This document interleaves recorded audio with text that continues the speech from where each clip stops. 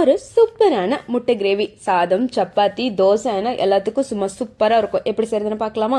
2 table spoon oil, 1 table spoon சீரகம், 1 table spoon மிளகு, 1 table spoon சோம்பு, 1 தக்காளி, 5 முந்திரி, தேங்காய் பூ போட்டு நல்லா வறுத்து அரைச்சிக்கோங்க.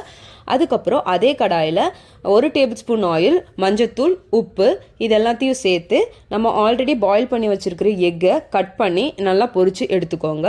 பொரித்து எடுத்ததுக்கப்புறம் அதே எண்ணெயில் பிரியாணி ஸ்பைசஸ், 2 வரமிளகாய், 1 பெரிய வெங்காயம் போட்டு நல்லா வதக்கணும். அதுக்கப்புறம் 1 டேபிள் ஸ்பூன் மஞ்சத்தூள், 1 டேபிள் ஸ்பூன் மல்லித்தூள், 1 table spoon garam masala, 2 table spoon மிளகாய் தூள் போட்டு நல்லா வதக்கோங்க. நான் அதை காட்ட மறந்துட்டேன், ஸோ நீங்கள் அதை போட்டுக்கோங்க. அதுக்கப்புறம் நல்லா நம்ம ஆல்ரெடி அரைச்சி வச்சுருக்கிற மசாலா, உப்பு, கொஞ்சமாக தண்ணி சேர்த்து பொரிச்சு வச்சுருக்கிற எக்கையும் சேர்த்து சிம்மிலே வச்சு ஒரு 10 நிமிஷம் வேக விட்டால் மேலே எண்ணெய் நல்லா பிரிஞ்சு வரும். பிரிஞ்சு வந்துச்சுன்னா கொஞ்சமாக கொத்தமல்லி தழை போட்டு இறக்கணும்னா நம்ம சூப்பரான முட்டை கிரேவி ரெடி. சூப்பராக இருக்குங்க. கண்டிப்பாக ட்ரை பண்ணுங்கள். லைக் பண்ணுங்கள், ஷேர் பண்ணுங்கள், கமெண்ட் பண்ணுங்கள். தேங்க்ஸ் ஃபார் வாட்சிங்.